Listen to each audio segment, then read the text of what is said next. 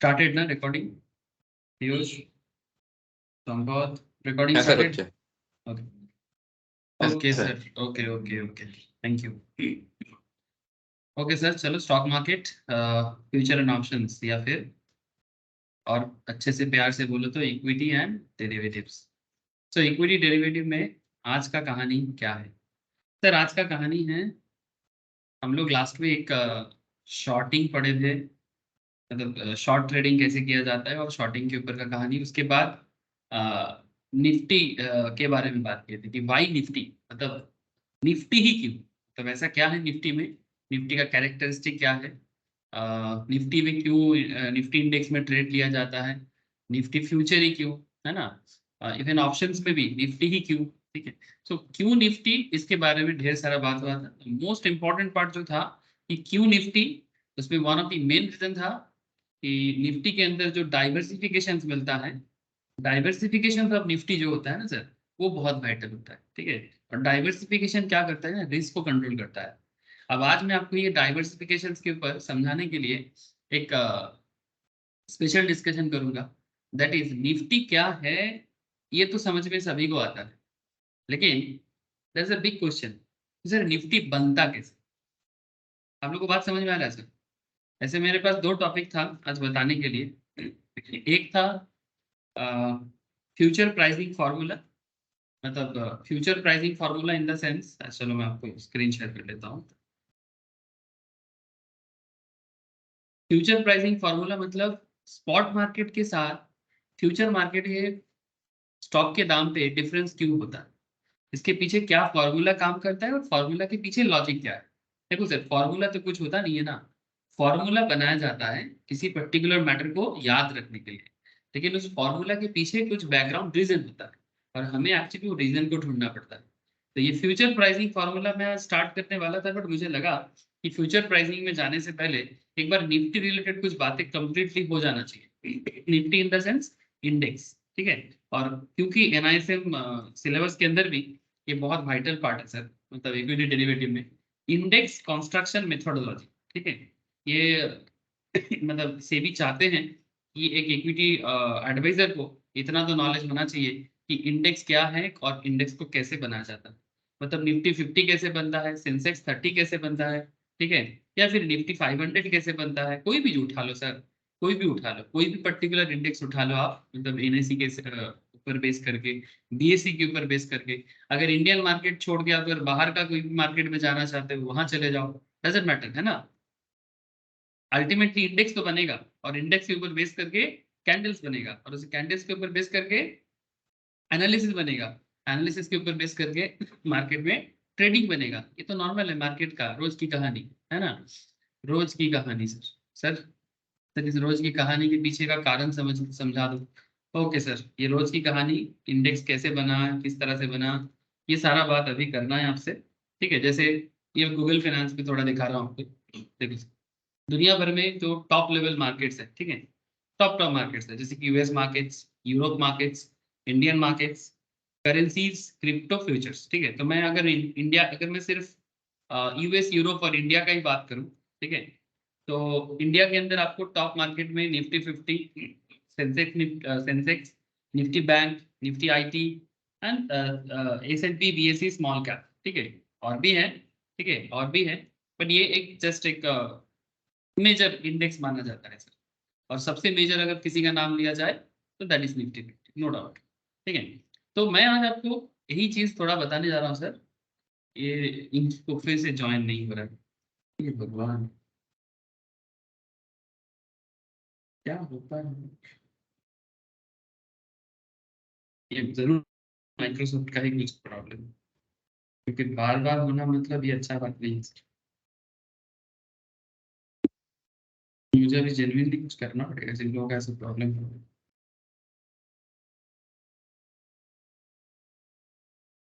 एक दिन संडे को बैठ के करना पड़ेगा, कुछ तो सोचना है।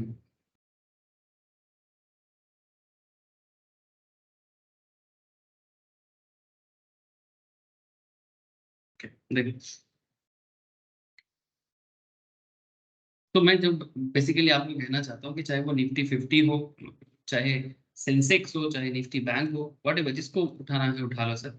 ठीक है सर, कहाँ उठा के लेके जाएंगे सर? कहीं जाना नहीं है, बस इतना बताना चाहता हूँ कि कोई भी इंडेक्स दुनिया भर में, जैसे वर्ल्ड वाइड बहुत पॉपुलर कुछ इंडेक्स है, जैसे कि S&P 500, नैस्डैक, रसेल, ठीक है, ये सब यूएस में है सर। डाउ जोन्स, ठीक है, इंडस्ट्रियल मार्केट के ऊपर, इंडस्ट्रियल जो एरिया है उसके ऊपर डाउ जोन्स काम करता है। इवन ये डाउ जोन्स का थ्योरी इतना पॉपुलर है डाउ जोन्स का थ्योरी इतना पॉपुलर है कि डाउ जोन्स के ऊपर फंडामेंटल्स में एज वेल एज फाइनेंस में एक बहुत बड़ा मतलब एजुकेशनल थीम है डाउ जोन्स थ्योरी। ठीक है, मैंने शायद पढ़ा है फाइनेंस में, पता Dow Jones theory FM class में होता है ना डाउ जोन्स के बारे में। टेक्निकली अच्छा टेक्निकल पे भी है और एफएम में भी शायद मैंने कराया डाउ जोन्स, डाउ थ्योरी। और टेक्निकल पे तो पढ़ना ही पड़ेगा बिल्कुल। तो डाउ जोन्स ये बहुत ही फेमस है सर। S&P 500, रसेल, विक्स, और यूरोप मार्केट में अगर देखा जाए डैक्स है, FTSE है, CSE है, IPX है, स्टॉक्स है, ये सब यूरोपियन मार्केट्स में जर्मन है, इंग्लैंड है, ठीक है, सब मिला जुला के ये लोग काम करता है। तो ठीक है सर, कंट्री कोई भी हो, इंडेक्स कोई भी हो, लेकिन ये इंडेक्स एक्चुअली एक बहुत इंटरेस्टिंग फैक्ट करता है। निफ्टी को समझ के, अगर आप कोई निफ्टी को समझता है ना, तो इतना मैं समझा सकता हूँ आपको, या फिर कोई भी बोलेगा आपको कि सर ये इकोनॉमी का मिरर है।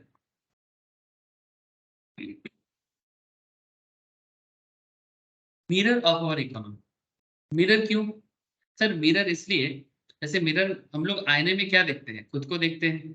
आईने में देख के पता लगा ना कि हम कौन है, हमको देखने में कैसे हैं। और जैसे पता चल गया कि मैं खूबसूरत हूँ, तो और अपने आप को और खूबसूरत बनाने का और हैंडसम बनाने के पीछे हम लोग ट्राई करने चालू कर दी। और जब पता चला यार उतना कुछ है नहीं, तब छोड़ो यार, तो वट एवर। तो पॉइंट इज दैट कि ये मिरर है सर, ठीक है। और इकोनॉमी में ये निफ्टी 50 जो है, ठीक है, ये मिरर का ही काम करता है sir. Exactly sir, copy book नहीं सर, ऐसा बात नहीं है। लेकिन निफ्टी को देख के या फिर इंडेक्स को देख के इतना समझा जा सकता है कि ओवरऑल इकोनॉमी किधर जा रहा है, ठीक है। मतलब ग्रोथ स्टेज में है कि डिक्लाइनिंग स्टेज में है, ये एक पहचान है सर। इकोनॉमी का पहचान बोल सकते हो आप, वन ऑफ द पहचान, नॉट नॉट ए टोटल पहचान। ऐसा नहीं कि जिस कंट्री में निफ्टी मतलब इंडेक्स नहीं होता वो कंट्री का डेवलपमेंट नहीं है, ऐसा बात भी नहीं है। देर आर बहुत सारे कंट्रीज है दुनिया में, ठीक है, जिनके पास शायद स्टॉक मार्केट नहीं है प्रॉपरली, प्रॉपर एक्सचेंज नहीं है, प्रॉपर इंडेक्स नहीं है, तो फिर क्या वो कंट्री डेवलपमेंट क्राइटेरिया फुलफिल नहीं करता? तो ये कहना गलत होगा। लेकिन अगर कोई कंट्री काफी डेवलप हो रहा है और जहां पर बिजनेस में काफी ग्रोथ है, काफी अपॉर्चुनिटी है, वो सब कंट्री में ये बहुत इंपॉर्टेंट एक मायने रखता है। तो चलो सर, हम लोग उसी पॉइंट में बात करेंगे। और आज मैं आपको इस इंडेक्स कंस्ट्रक्शन को समझाने के लिए ये आपका NISM का जो गाइडलाइंस मटेरियल है, मैं वहीं से आपको बताऊंगा। ठीक है, ये मटेरियल बीच बीच में बहुत यूज करूंगा सर, ठीक है। जिनके पास नहीं है, अगर हार्ड कॉपी चाहिए तो अमेजन में मिल जाएगा आप लोगों को, और अगर सॉफ्ट कॉपी चाहिए तो आप मेरे से कलेक्ट कर लेना, या फिर ऑनलाइन में भी अवेलेबल हो जाते हैं, PDF कॉपी मिल जाता है सर। क्योंकि सरकारी चीजें हैं, मिल जाते हैं फ्री में। क्या है ना, फ्री का चीज का ही लोग कदर नहीं करता, यही प्रॉब्लम है। फ्री में मिल रहा है इसका मतलब कुछ खास नहीं है। अच्छा, डेरिवेटिव बेसिक्स वगैरह में और क्या बात करें सर, चलो ये सब हो चुका है। अंडरस्टैंडिंग इंडेक्स, ये आप सबको दिखाई दे रहा है? बोलो।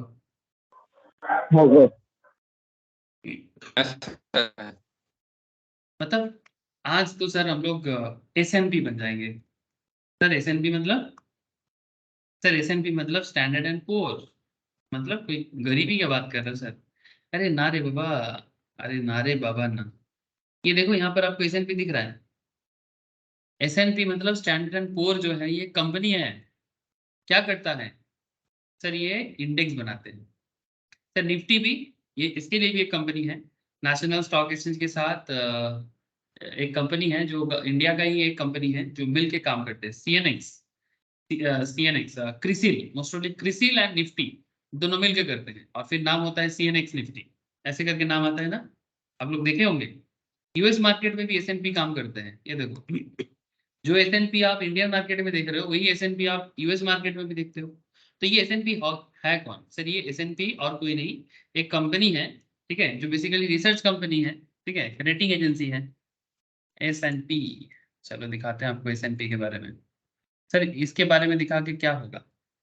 सर होगा कुछ नहीं, कुछ पता तो चले ये सब कंपनी करता क्या है। सर S&P ग्लोबल INC दिखाई दे रहा है आप लोग स्क्रीन में? ठीक है, आप चाहो तो अपना करियर भी डेवलप कर सकते हो, बस उस लेवल का नॉलेज चाहिए सर। सर कैसे नॉलेज चाहिए? सर ऑब्वियसली फाइनेंस में हार्डकोर नॉलेज चाहिए। सर इंडिया में कौन सा कोर्स है? Sir obviously chartered. Sir international में सर CFA, ठीक है। लेकिन इंडियन मार्केट में अगर CA या CMA कर लेते हो और साथ में NISM का एक एक सर्टिफिकेशन या जो भी डिग्री या ले लेते हो सर, और उसके बाद धीरे धीरे अपने आप को स्टॉक मार्केट फील्ड में सिंपल ब्रोकिंग फार्म में ही अगर आप समय बिताते रहते हो, रिसर्च एनालिस्ट फार्म में समय बिताते रहते हो, कभी भी मौका मिल सकता है। सर ऐसा बात है क्या? अरे हाँ सर। अच्छा चलो ठीक है। तो S&P ग्लोबल क्या है सर? ये मैग्रो हिल मतलब MC ग्रो हिल फाइनेंशियल INC का ही पार्ट है, मतलब पहले यही कंपनी हुआ करता था एंड 2013 से पहले, और पब्लिकली ट्रेडेड कॉर्पोरेशन भी था अमेरिका में, headquartered in Manhattan New York city. Sir इसके बारे में जान के क्या होगा? सर ये एक कंपनी है जो दुनिया भर में काम करते हैं, दुनिया भर में काम करते हैं। ये देखो सर, मैं आपको अभी क्रिसिल के बारे में बात कर रहा था ना, क्रिसिल भी इन्हीं के अंडर में चलता है, मतलब क्रिसिल के साथ NSE काम करता है, नेशनल स्टॉक एक्सचेंज, और S&P का नाम BSE के साथ जुड़ा हुआ है, ठीक है। तो पॉइंट इज लाइक दैट कि S&P ग्लोबल रेटिंग है, रेटिंग एजेंसी का काम करता है। जैसे टीवी में सीरियल्स होते हैं, हम लोग उसमें मतलब सीरियल या शो चलता है तो उसमें TRP रेटिंग होता है ना। TRP रेटिंग बेसिकली इससे समझ में आता है कि कितना व्यूअर्स बन रहा है, ठीक है। तो उसके ऊपर बेस करके शो का रेटिंग होता है, ठीक है।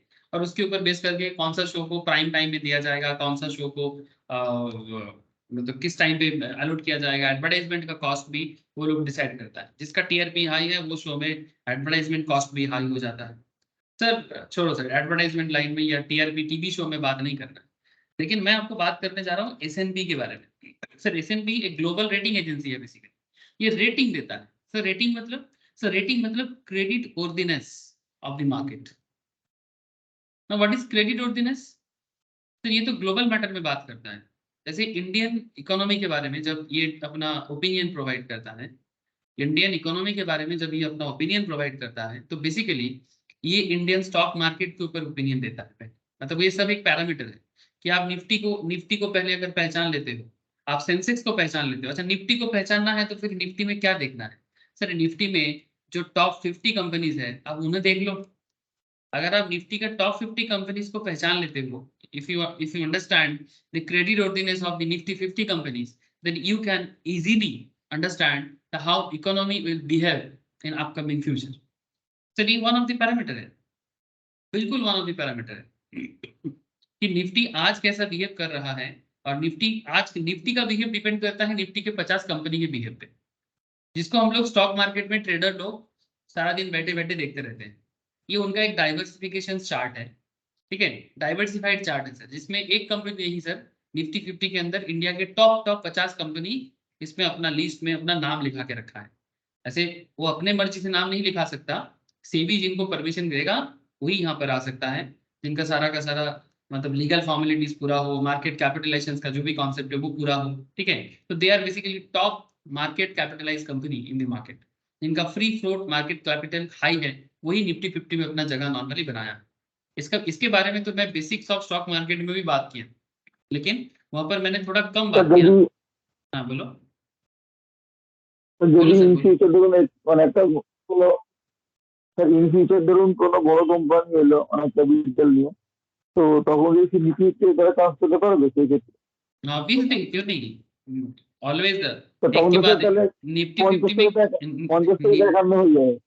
नहीं नहीं नहीं, निफ्टी 50 रहेगा। कंपटीशन ऐसा है सर, इसके लिए आपको देखना पड़ेगा निफ्टी 50 के कंपनीज को।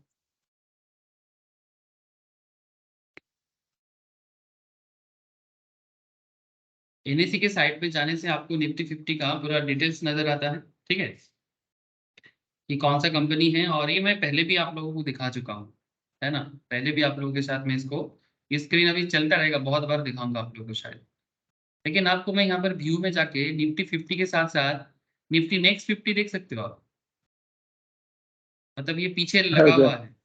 तो निफ्टी 50 में निफ्टी 50 रहेगा, क्योंकि अभी इनका मेन क्राइटेरिया भी 50 कंपनी रखता है। जैसे सेंसेक्स जो है वो टॉप 30 कंपनीज का लिस्ट है बीएसई में, ठीक है। वैसे निफ्टी यहाँ पर टॉप 50 कंपनीज का लिस्ट है। निफ्टी नेक्स्ट 50 में कौन है, जो इनके बाद आएगा, मतलब ऐसा नहीं कि आ जाएगा, उसके लिए किसी एक, अगर कोई भी निफ्टी 50 में अपना परफॉर्मेंस में या मार्केट कैपिटलाइजेशन में किसी भी तरह का चेंजेस आता है, तो उसमें एक टाइम फ्रेम रहता है जो जिसके ऊपर बेस करके एनएसई अपना इंडेक्स को बिल्ड करेगा। वही मैं आपको आज सिखाने जा रहा हूँ, ठीक है। तो नेक्स्ट 50 में जो लोग हैं ना सर, वो लोग पीछे पीछे हैं, वो लोग पीछे पीछे हैं, मतलब यहाँ से इनका जगह बन सकता है टॉप 50 में। हर एक का हर एक का यही, मतलब हर एक कंपनी का ही इरादा रहता है कि कब हम टॉप 50 कंपनीज में पहुंचे। मतलब मार्केट में 5-7 हजार कंपनीज लिस्टेड है ना सर, सभी का एक ही इच्छा है कि कब टॉप 50 में जाए, मतलब रैंक होल्डर कंपनी, ठीक है। तो वही रैंक होल्डिंग के पीछे, मतलब पहला 50 के बाद नेक्स्ट 50 लाइन लगा के बैठा हुआ है। लेकिन ऐसा नहीं कि अपने मर्जी से आ गया, ये भी वही सेम कॉन्सेप्ट में नेक्स्ट निफ्टी 50 में अपना पोजीशन बनाना है, अगेन वही मार्केट कैपिटलाइजेशन कॉन्सेप्ट। सो इसी कॉन्सेप्ट को समझना है कि कैसे होता है, इसके पीछे स्टैटिस्टिक्स काम करता है। और एसएनपी के बारे में मैं जो आपको बात कर रहा था, एसएनपी जैसे कंपनीज, कंपनी का क्रेडिट वर्दिनेस चेक करता है, कंपनी का बिजनेस स्ट्रक्चर चेक करता है, future business scenario valuation check करता है, फिर जाके उनको मार्केट में मौका मिलता है। और एसएनपी दुनिया भर में ऐसे ही बड़े बड़े कंपनीज का, मतलब बड़े बड़े देशों में अपना रेटिंग का काम करता है। S and P global rating, S and P global commodity rating, insights, CRISIL, S and P Dow Jones indices, S and P global market intelligence, S and P global mobility, S and P global engineering solution, S and P global sustainable, Kensho technologies, बहुत सारे सब्सिडीज है इनका। बट रेटिंग के ऊपर काम करने वाले या इंडेक्स के ऊपर काम करने वाले पहले जो आपको मैं मेन में दिखाया, ठीक है।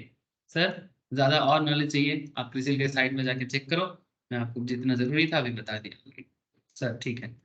सर अंडरस्टैंडिंग इंडेक्स में तो फिर क्या बताएंगे सर, क्या बोलते हैं सर, देखो आपका सेबी का मैट क्या बोलता है। Sir index is the statistical indicator that measures changes in the economy in general और इन पर्टिकुलर एरियाज।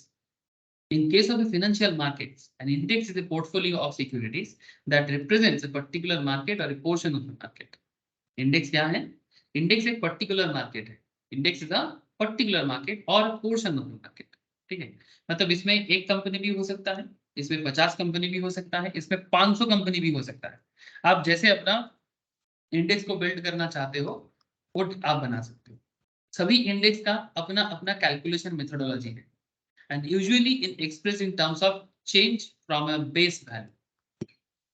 सभी कोई अपना एक बेस वैल्यू लेके अपना जर्नी स्टार्ट करता है। इंडेक्स का बात कर रहे हैं सर, सर बेस वैल्यू क्या है बताते हैं। And base value might be as recent as the previous day or many years in the past। Base value recent भी हो सकता है, कल का भी हो सकता है, और मे बी 100 साल पुराना भी हो सकता है। Thus, the percentage change is more important than the actual numerical value। तो मार्केट कितना बदला है परसेंटेज में, ये ज्यादा इंपॉर्टेंट है, ना कि कल 500 था आज 700 हुआ है।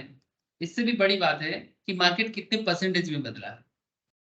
सर अभी समझ में थोड़ा सा दिक्कत होगा, लेकिन मैं बहुत जल्दी आपको स्टैटिस्टिकल पॉइंट में आ रहा हूँ, आपको समझ में आ जाएगा। फाइनेंशियल इंडिसेस, इंडिसेस का मतलब ही होता है index, are created to measure price movement of stocks. इसको क्यों बनाया जाता है? ताकि हम लोग स्टॉक का मूवमेंट को समझ पाए, बॉन्ड के मूवमेंट को समझ पाए, ट्रेजरी बिल्स वगैरह का मूवमेंट को समझ पाए, and other type of financial securities. मतलब स्टॉक है, बॉन्ड है, डिवेंचर्स है, टी बिल्स है जो गवर्नमेंट इशू करता है, ट्रेजरी बिल्स, हर चीज में। क्रिप्टो, आज के दिन में क्रिप्टो है, क्या नहीं है सर? कॉमोडिटी है, तो क्या नहीं है वो। फाइनेंशियल किसी भी फाइनेंशियल लेवल में किसी भी पर्टिकुलर फाइनेंशियल इंस्ट्रूमेंट्स पे हम लोग बना सकते हैं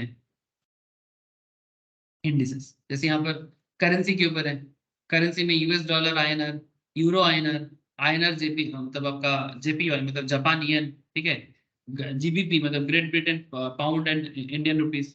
क्रिप्टो में देखो bitcoin, ether, Cardano, XRP and dogecoin, ठीक है। ये सब कुछ पॉपुलर है, उनमें से सबसे पॉपुलर का नाम सभी कोई जानते हैं, बिटकॉइन। उसका भी आपको यहाँ पर डिटेल्स दिख रहा है। तो आखिर कॉन्सेप्ट सेम है, मतलब इंडेक्स डेवलप करने का जो मेन कॉन्सेप्ट है उसमें कोई फर्क नहीं है। सर ऐसा है क्या, मतलब आप कहना चाहते हो कि इक्विटी इंडेक्स जैसे बनता है, करेंसी इंडेक्स भी उसी पैरामीटर में बनता है, और क्रिप्टो का इंडेक्स भी सिमिलर पैरामीटर में बनता है? The answer is yes. ठीक है। Significance of index. अब सबसे पहले तो आपको ये समझना पड़ेगा फिर इंडेक्स जान के क्या होता है। सर ये तो हम लोगों को पता है, फिर से क्यों बोल रहे? सर लिखा है, थोड़ा बोल देते हैं। लिखा है तो बोल देते हैं। Sir stock index is an indicator of the performance of overall market a particular sector. या तो पूरा मार्केट देखना चाहते हो तो देखो, या फिर किसी पर्टिकुलर सेक्टर को देखना चाहते हो। Particular sector in the sense, जैसे अभी यहाँ पर इंडियन मार्केट में कहाँ चला गया, निफ्टी आईटी दिखा रहा है। ठीक है, ये देखो लास्ट कुछ दिनों में निफ्टी, ये आज का है लेकिन लास्ट 5 दिन में देखो, लास्ट 1 मंथ में देखो, लास्ट 6 मंथ्स में देखो, आईटी स्टॉक में किस तरह का चेंजेस आया है। इसमें इंडिया की टॉप आईटी कंपनीज का डेटा को अपलोड करके इसको बनाया गया है। सर कैसे बनाया गया, वही तो बताना है सर। लेकिन मैं इतना बस कथक कहना चाहता हूँ आपको कि आप पूरा मार्केट को देखो, किसी पर्टिकुलर सेक्टर को देखो, सेक्टर वाइज। और बेहतर अगर आपको देखना है, आप यहाँ जाओ निफ्टी में, यहाँ पर जाके ये देखो सेक्टोरल इंडिसेस दिख रहा है। सेक्टोरल इंडिसेस दिखाई दे रहा है कि नहीं दे रहा है?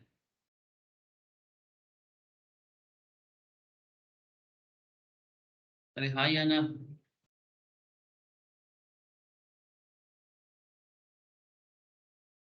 সবাইকে দেখা যাচ্ছে তো? हाँ सर। देखो सर, हाँ अगर सर। मानो आपको ऑटोमोबाइल सेगमेंट को समझना है तो आप निफ्टी ऑटो में क्लिक करो। बैंक को समझना है तो निफ्टी बैंक में क्लिक करो।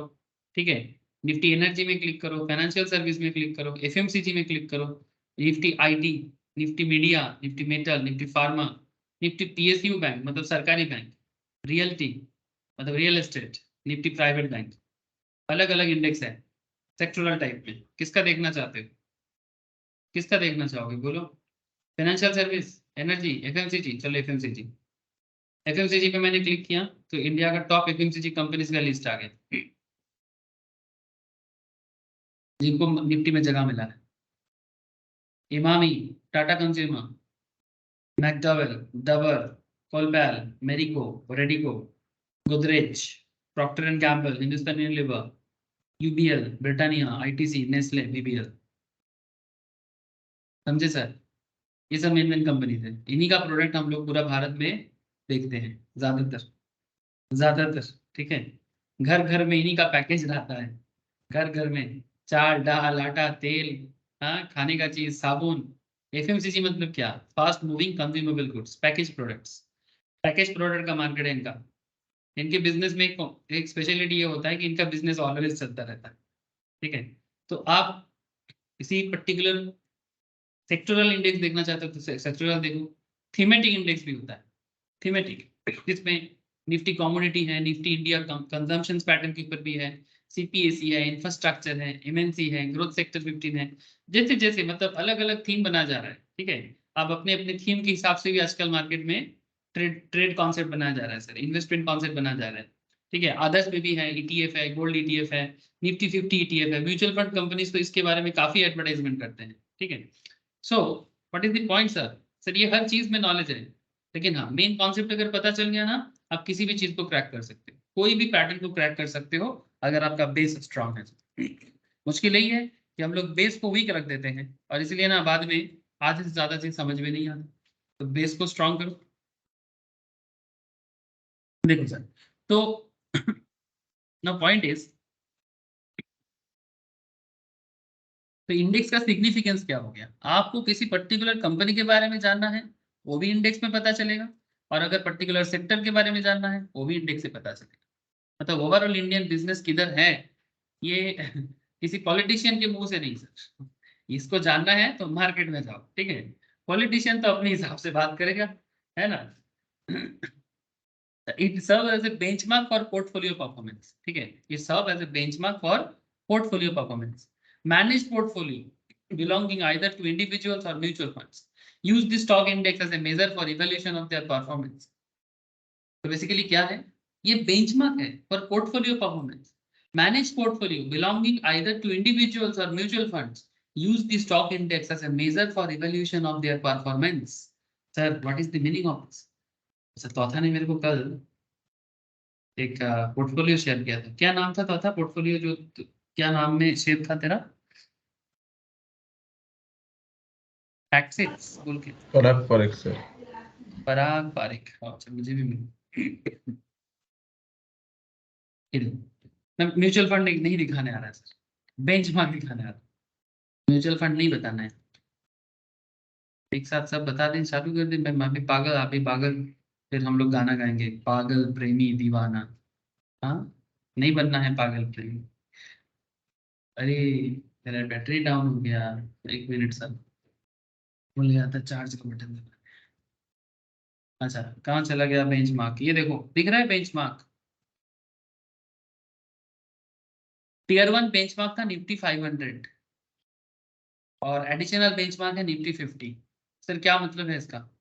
फिर इसका सिंपल मतलब है कि ये जो पर्टिकुलर फंड है पराग पारिक का, ये अपना फंड को किसी पर्टिकुलर के साथ कंपेयर कर रहा है, बेंचमार्क कर रहा है. मतलब इसका अचीवमेंट ये है, ये बेसिकली बेंचमार्क सेट करना क्या होता है कि पराग पारिक अपना फ्लेक्सी कैप फंड को जो डेवलप किया है, इसमें इन्होंने अपना टोटल फंड का ऑलमोस्ट 70%, 66%, 70% ये लोग इक्विटी में लगाया. ठीक है, कुछ फॉरेन फंड्स में भी है 16% के आसपास. फॉरेन में जैसे कि माइक्रोसॉफ्ट में है, गूगल में है, अल्फाबेट, अमेजन में है, मेटा, फेसबुक में है, सुजुकी में है. इसमें है आपका 16% और आपका मनी मार्केट एंड डेब्ट मार्केट इंस्ट्रूमेंट में है करीब करीब 12% something, 13% something. Now what is the point sir कि ओवरऑल आपका जो टोटल फंड है 30 से 40 हजार करोड़ का, इस फंड को म्यूचुअल फंड कंपनी क्या कर रहा है, अलग अलग जगह में इन्वेस्ट कर रहा है. ठीक है, with their team of experts. ठीक है, जहां पर आप लोग जैसे लोग जो आगे जाके कंपनी का हिस्सा बनेगा और क्या करेगा, कंपनी के मैनेजमेंट में हिस्सा लेके एनालिस्ट बनेंगे आपको, है ना. तो अपने आप को उसी लेवल में डेवलप करो सर. बस यही मेरा इच्छा है और आप लोगों का भी इच्छा ऐसा ही होना चाहिए. अपने आप को बड़ा लेवल में देखोगे ना तो देख पाओगे. तो सर बात ऐसा है कि बेंचमार्क को फॉलो कैसे करना है. सर ये लोग ट्राई ये करेगा कि इनका जो फंड का ग्रोथ है इनका जो फंड का ग्रोथ है वो निफ्टी से ज्यादा रहे या फिर इक्वल रहे या निफ्टी 500 के इक्वल रहे. तो फिर इनका बेंचमार्क इंडेक्स के बेसिस में ये लोग अपने आप को मैनेज करता है. ठीक है, तो इसीलिए यहाँ पर इसीलिए ये बात को लिखा गया है sir. It serves as a benchmark for portfolio performance. अब पोर्टफोलियो परफॉर्मेंस जब आप लोग मार्केट में जाओगे ना, कोई भी कंपनी में ज्वाइन करो, चाहे आप आईसीआईसीआई में जाओ, आईसीआईसीआई डायरेक्ट में जाओ, मैं कुछ बिग नाम ले रहा हूँ सर, चाहे आप मोतीलाल ओसवाल में जाओ, ठीक है, चाहे आप एचडीएफसी में जाओ, एसबीआई कैप सिक्योरिटीज में जाओ, कहीं पर भी जाओ, देयर आर लॉट्स ऑफ नाम, मैं नाम गिना के खत्म नहीं कर सकता. लेकिन आजकल सभी के लिए इक्विटी सेगमेंट जैसा है, ट्रेड सेगमेंट जैसा है, वो तो है ही, बट सभी का फोकस 2-3 चीजों में और भी है. एक सबसे बड़ा सेगमेंट है पोर्टफोलियो सेगमेंट. पोर्टफोलियो में आपको मैं बता देता हूँ सर, पोर्टफोलियो मैनेजमेंट हर कंपनी के पास होता है. मतलब स्पेशली जो बिग बिग नाम मैंने लिया आप लोग के लिए, ये लोग actually as a portfolio manager ही अपने आप को डेवलप किया था स्टार्टिंग लेवल से. तो कम से कम 25 लाख का इन्वेस्टमेंट करना पड़ता है पोर्टफोलियो मैनेजमेंट के. मतलब जो कोई भी पोर्टफोलियो में अपना पैसा रखेगा, कम से कम 25 लाख का फंड होता है एज एन इन्वेस्टर. मतलब आप समझ सकते हो कि इस लाइन में किस लेवल का कमीशन एंड किस लेवल में इनकम हो सकता है जो कोई भी पोर्टफोलियो मैनेजमेंट में सेल कर पाएगा या फिर एडवाइस कर पाएगा. नाउ कॉन्सेप्ट इज दैट मतलब minimum 25. A portfolio management is just like a mutual fund, लेकिन it's better than that. Mutual fund में तो वो फंड को मार्केट में ऑपरेट करते हैं, बट पोर्टफोलियो मैनेजमेंट में कॉन्सेप्ट वैसा ही है. Concept is similar like that, but it's equity investment. मतलब एक कंपनी अपने क्लाइंट के लिए 5-10 स्टॉक में पैसा को रखेगा और फंड को डेवलप करके देगा और कम से कम मिनिमम एक इन्वेस्टमेंट चाहिए होता है. तो इस तरह से पोर्टफोलियो मैनेजर काम करते हैं और पोर्टफोलियो मैनेजर का भी यही सोच होता है कि कम से कम मार्केट के हिसाब से तो चले, कम से कम निफ्टी को तो बेट करे, तब समझेंगे कि हम कुछ अच्छा कैसा कर रहे हैं। तो वो अपना परफॉर्मेंस को इवेल्युएट भी इसी तरह से करता है। तो इंडेक्स का यूज बहुत लंबा है। It is used as underlying for financial applications of derivatives, जैसे कि आपको डेरिवेटिव पढ़ाया जा रहा है। तो वेरियस प्रोडक्ट्स इन ओटीसी मतलब over the counter and exchange traded markets are based on indices as underlying assets. चाहे आप निफ्टी फ्यूचर में खेल खेलो, चाहे आप ऑप्शंस में खेलो, हर चीज में ये बेस है, बेस है। तो इस बेस के ऊपर डिपेंड करके आपको इंडेक्स को समझना पड़ेगा कि मार्केट में इंडेक्स ऐसा काम करता है। Now the big question, sir basic बातें बहुत समझ गए, अब इतना तो बता दो कि इंडेक्स बनाते कैसे। Sir indices can be designed and constructed in various ways. Depending upon their methodology, they can be classified as under. कुछ methodology के ऊपर डिपेंड करता है, जैसे कि market capitalization weighted index. Sir market capitalization weighted index, और क्या होता है free float market capitalization index, और क्या होता है प्राइस वेटेड इंडेक्स, और क्या होता है इक्वल वेटेड इंडेक्स। सर इतना सारा, और कुछ सर नॉर्मली यही है, ठीक है। नॉर्मली यही 3-4 तरीका होता है मार्केट में, very popular throughout the world, not just in our country, throughout the world यही सब कॉन्सेप्ट चलता है। सर इनमें से कौन सा बेस्ट है? सर ये डिपेंड करता है उस पर्टिकुलर बिजनेस के ऊपर, उस कंट्री की इकोनॉमी के ऊपर। बट सबसे पॉपुलर अगर मैं आपको इंडियन मार्केट में करेंटली बताऊं, दैट इज कौन सा है दादा, यही है ना, free float market capitalization index. ये सबसे पॉपुलर है, ये सबसे पॉपुलर है। इवन कल भी हम लोग फाइनेंस के क्लास में ही पढ़ रहे थे ना, कल फाइनेंशियल मैनेजमेंट में डिस्कस हो रहा था, इसी के ऊपर एक क्वेश्चन चल रहा था। एक कंपनी का फ्री फ्लोट मार्केट कैपिटलाइजेशन दे दिया था।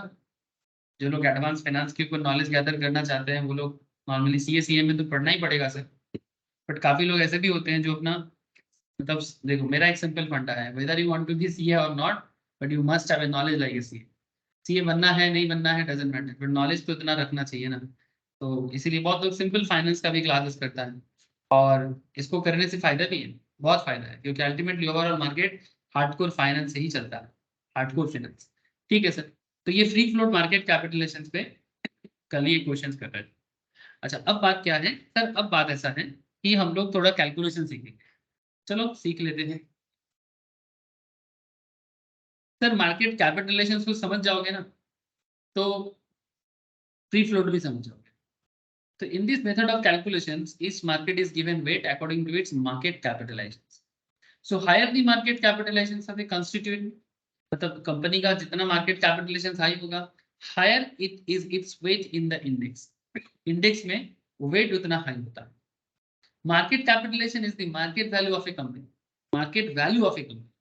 अब आप बोलोगे सर वैल्यूएशन कैसे कैलकुलेट किया जाता है? सर इसका बहुत बड़ा ये फंडामेंटल कॉन्सेप्ट है, अब इस पॉइंट में बात करना मुश्किल हो जाएगा। वैल्यू ऑफ ए कंपनी कोई छोटा मोटा मैटर नहीं है सर, इसके पीछे पूरा फाइनेंशियल फंडामेंटल मतलब फाइनेंशियल हार्डकोर फाइनेंस है। इसीलिए मैं हमेशा बोलता हूँ कि अगर जिंदगी में मौका मिले, ट्रेडिंग के साथ साथ, फ्यूचर एंड ऑप्शंस के साथ साथ financial management and fundamental analysis का भी क्लास कर लिया करो, या नॉलेज गैदर कर लिया करो। क्लास करो ना करो डजंट मैटर, बट नॉलेज लेने का कोशिश करें, क्योंकि ये यही है जो आपको आसमान छूने का काम करेगा। तो market value of a company के ऊपर डिपेंड करता है, calculated by multiplying the total number of shares outstanding to its current market price. For example ABC company with कितना शेयर्स है इनका, 5 करोड़ ना, 2 4 7 5 crore, 5 crore share outstanding and a share price of 120 per share will be have market capitalization। ठीक है, मतलब एक एक share का दाम बता रहा है 120, 5 करोड़ शेयर है कंपनी के पास, तो per share will have a market capitalization कितना होगा पर शेयर के बेसिस में, मतलब 5 करोड़ के साथ 120 पर शेयर को इंटू करो तो आपका मार्केट कैपिटलाइजेशन हो जाएगा कितना रे 600 करोड़ 600 crore। 600 करोड़, 600 करोड़। तो 600 करोड़ का मार्केट कैपिटलाइजेशन ऐसे आया। अच्छा आप कोई बोलेगा सर ये 5 करोड़ शेयर कैसे आता है? सर इसके लिए तो आपको बेसिक्स ऑफ शेयर मार्केट देखना चाहिए। बेसिक्स ऑफ शेयर मार्केट में 15 से 16 क्लासेस हैं, आप लोग बोलोगे तो मैं आप लोगों को शेयर कर दूंगा। बेसिक्स ऑफ शेयर में ये सिखाया गया है कि जब एक कंपनी न्यूली बिल्ड होता है, ठीक है, न्यूली बिल्ड होता है, तो कैसे वो अपना शेयर को डेवलप करते हैं। एक एग्जाम्पल मैं आपको दिया, मतलब वहां पर भी देता हूँ नॉर्मली, वही सिंपल एग्जाम्पल यूज कर रहा हूँ। मानो कि आपको बिजनेस करने के लिए 5 करोड़ का जरूरत है। मानो कि आपको बिजनेस करने के लिए 5 करोड़ का जरूरत है, और आप किसी भी तरह से अपना 5 करोड़ जुगाड़ लगाए। मानो कि आपके फादर से मिला, मानो कि फ्रेंड से मिला, मानो कि बैंक लोन वगैरह से मिल गया, कहीं से तो मिल गया। तो कुल मिला के 5 करोड़ का जब आपके पास जुगाड़ हुआ, अगर कोई आज की डेट में आपका न्यू बिजनेस है, न्यू बिजनेस में अगर कोई आपको बोले कि भाई तुम्हारा बिजनेस का वैल्यूएशन कितना है, तो तुम क्या बोलोगे?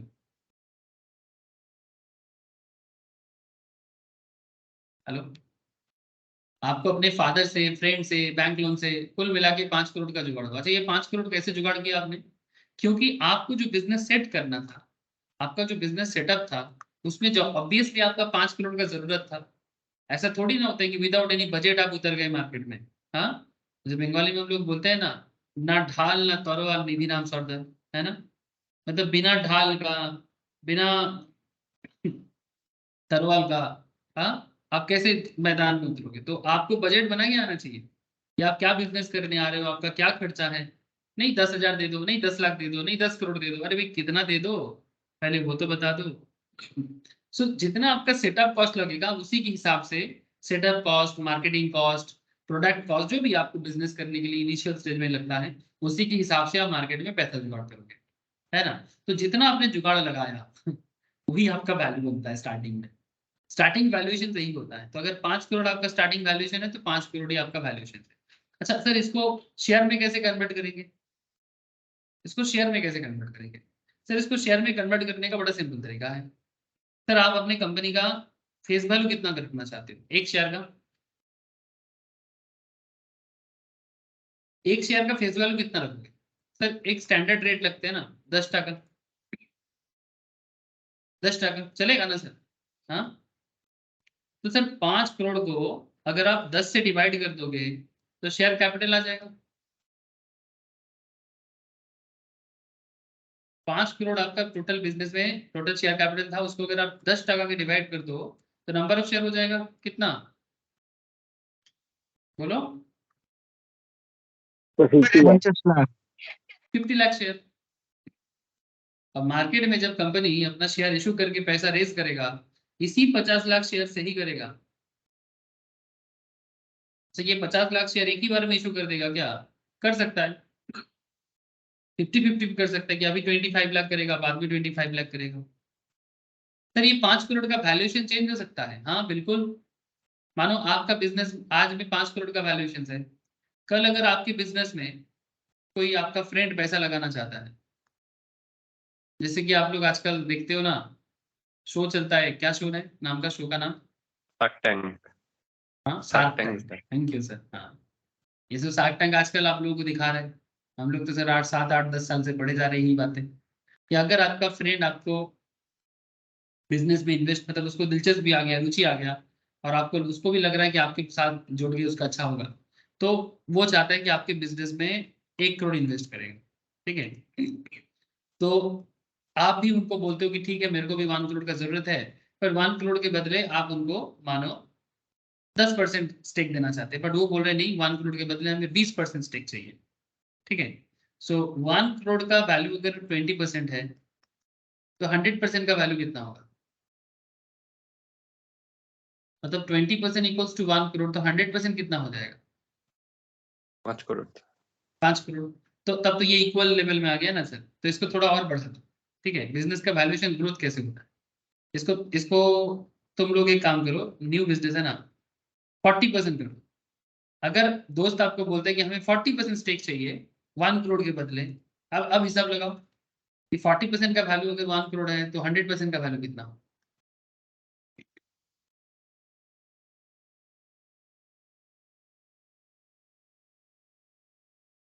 अढ़ाई कोटी सर। ढाई कोटी? 2.5 करोड़। 2.5 ढाई करोड़ कैसे? करोड़। 1 करोड़ का वैल्यू 40%। है सर, अढ़ाई तो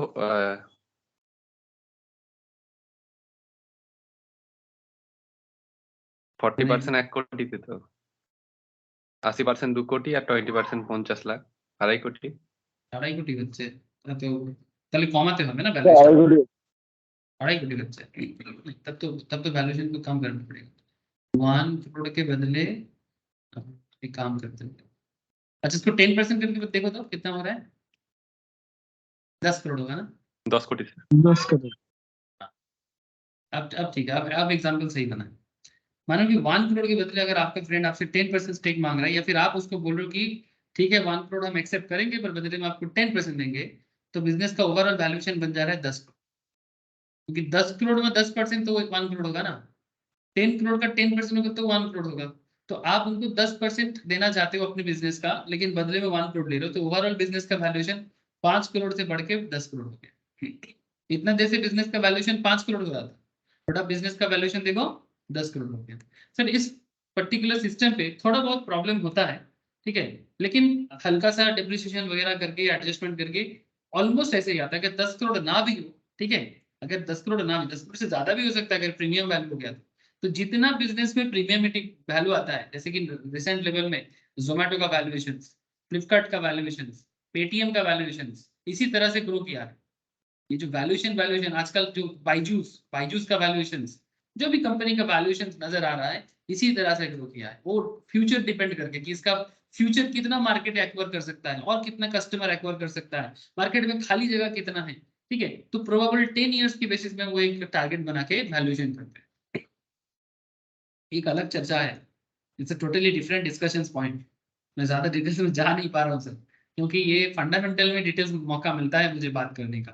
तो जब आप लोग फाइनेंशियल मैनेजमेंट या फिर एडवांस फाइनेंस, ठीक है, जिसको हम लोग फंडामेंटल बोलते हैं स्टॉक मार्केट में, वहां मौका मिलेगा सर ऐसा बात करने में। तो ठीक है, इतना तो आपको समझ में आ ही गया सर कि 50 लाख शेयर्स था उनके पास, 124 शेयर उनका दाम था मार्केट में, तो टोटल मार्केट कैपिटलाइजेशन हो गया 600 करोड़ का, ठीक है। अब ये 600 करोड़ लेके मार्केट में बिजनेस आ रहा है। अब ऐसे हालत में जब बिजनेस शुरू कर रहा है, तो चलो यहाँ पर एक हम लोग फिक्टिशियस एक डेट लेते हैं।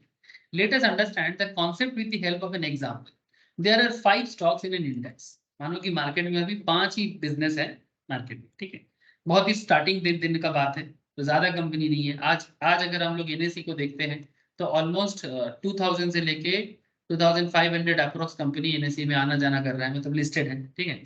अगर आप बीएससी को देखोगे तो ऑलमोस्ट 4,500 से 5,000 कंपनी उसमें आपको मिलेगा, 5 से ज्यादा है, क्योंकि बीएससी पुराना है तो बीएससी में लिस्टेड का संख्या ज्यादा है, ठीक है, तो अप्रोक्स 5000, ठीक है, बाकी आप साइट में जाके चेक कर सकते हैं।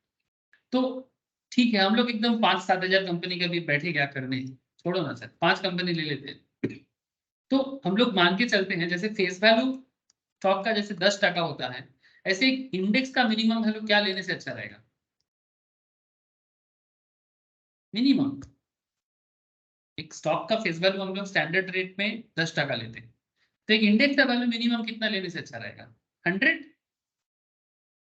है ना, क्योंकि इंडेक्स बन रहा है तो थोड़ा बेटर करो, 100 ले लेते हैं। तो इंडेक्स का बेस वैल्यू है 100। अब ये देखना है कि समय के साथ साथ ये 100 का वैल्यू बढ़ता कैसे। आप लोगों को बात समझ में आ रहा है, বোঝা যাচ্ছে तो। হ্যাঁ हाँ স্যার। सर। अब यहाँ पर 5 कंपनी है, एक कंपनी का नाम दिया है इन लोगों ने AZ, BY, CX, TWE, जो भी नाम है आपको क्या फर्क पड़ता है, लेकिन स्टॉक का प्राइस देखो जनवरी 1 1995, जनवरी 1 1995 का प्राइस दिया है। AZ का दाम हुआ करता था 150, BY का दाम हुआ करता था 300, इसका दाम था 450, इसका दाम था 100, इसका दाम था EU, ठीक है।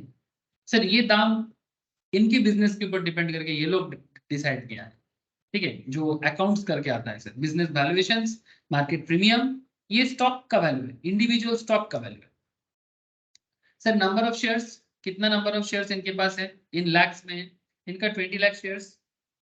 अभी मैं आपको दिखाया नंबर ऑफ शेयर कैसे डिसाइड किया जाता है, ठीक है, इनका 12 लाख शेयर्स, इनका 16 लाख शेयर्स, इनका 30 लाख शेयर्स, इनका 8 लाख शेयर्स।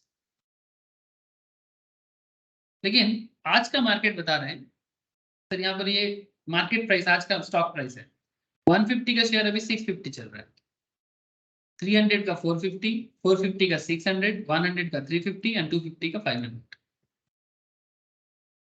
ये इंफॉर्मेशन आपके सामने। Now question is that calculate the present value of index. Calculate the present value of index based on the following info. ये इंफॉर्मेशन आपको दिया है, आपको पूछा है, they just ask you index value निकालो। इंडेक्स वैल्यू निकालो तो कैसे निकाला जाता है? मतलब S&P BSE ये लोग ऐसे ही काम करते हैं सर, चाहे न्यूयॉर्क में बैठे करें या इंडिया में बैठ के करें, कॉन्सेप्ट ही होता है। तो सबसे पहले ना इसमें स्टैटिस्टिकल मेथड यूज करेंगे। ओल्ड प्राइस कितना है? Old price 150, 300, 450, 100, 250।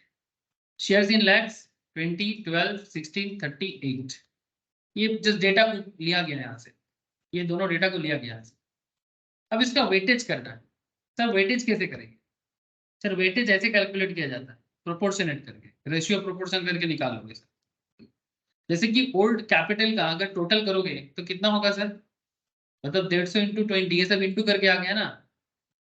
150 into 20, 300 into 12, 450 into 16, 100 into 30, 250 into 8। Hello, तो कुल मिला, हाँ बोलो सर। এই 18,800 ডিভাইডেড বাই 3000 করে দিলেই তো বেরিয়ে যাবে ওয়েটেজটা। 18,800 डिवाइडेड बाई 3,000 थोड़ी करना है। হ্যাঁ 3,000, তাহলে 3,000 डिवाइडेड बाई करना है ना। ও হ্যাঁ সরি 3000 ডিভাইডেড বাই 18,000 সরি। यही है ना सर? मतलब जितना मेरा टोटल मार्केट कैपिटल है उसमें एजेड कंपनी जो है इसका वेटेज कितना है? तो 18,800 में 3,000 कितना वेटेज रखता है? क्या ये 0.6 आ रहा है सर? तो मुझे थोड़ा कंफर्म करो। হ্যাঁ 159 এরকম কিছু আসছে। मतलब मैं ऐसा कर सकता हूँ, आप लोग भी करके दिखाओ, मुझे एक बार कंफर्म कर दो। इजी है बहुत ही। 3,000 डिवाइडेड बाई 18,800।